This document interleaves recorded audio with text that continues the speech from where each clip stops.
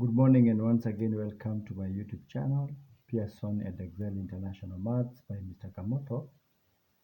And today I want to explain example 7, the very last example of coordinates geometry, which is the third topic of Pure Mathematics 4. And we are winding up on topic number 3. And we have discussed in example 6 one big question on sketching curves or curve sketching. And today we just wind up in this video, this being 1st of October 2020. We want to sketch the curve under example 7, and that's what I want to explain, because the question is talking about draw the curve given by the parametric equation x is equals to 2t and y is equals to t squared, and t itself ranges from -1 to +5, both limit inclusive. And as we have understood in the other example, the curves that you might come up with after being given parametric equation are not curves that are very popular, are not curves that you know. And the best thing is to come up with a table of values, just like what I've done in this question. Table of values, considering the value of t, because t ranges from -1 to +5. When the value of t is -1, then you substitute in these two equations to get the value of x. 2 times -1 is -2, and the value of y is -1 squared, which is +1. When t is 0, x becomes that. When t is 1, x becomes 2 times 1, which is 2, and y becomes 1 squared, all the way until when t is 5, x becomes 2 times 5, and y becomes 5 squared, 25. And having acquired that table of values, now we need to plot the curve in xy Cartesian plane, and I want to explain the x-axis.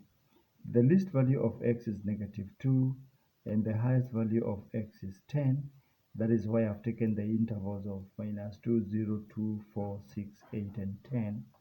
And when x is -2, and that is when t is -1, y is a 1. Y is just a 1 somewhere there. When x is a 0, y is a 0 somewhere here. Y is a 0. When x is a 1, when t is a 1, x is 2, and y is another 1. So when t is 2, x is 4, and y is itself 4. Ignore this plotting. So that's the one. When t is 3, x is 6, and y happens to be 9, just very close to 10, happens to be 9. When t is 4, x is 8, yes, there, and at that particular point y is 16, just above 15. And when t is 5, x becomes 10, and at that point y is itself 25. So there we are. Fine, you will form a curve that looks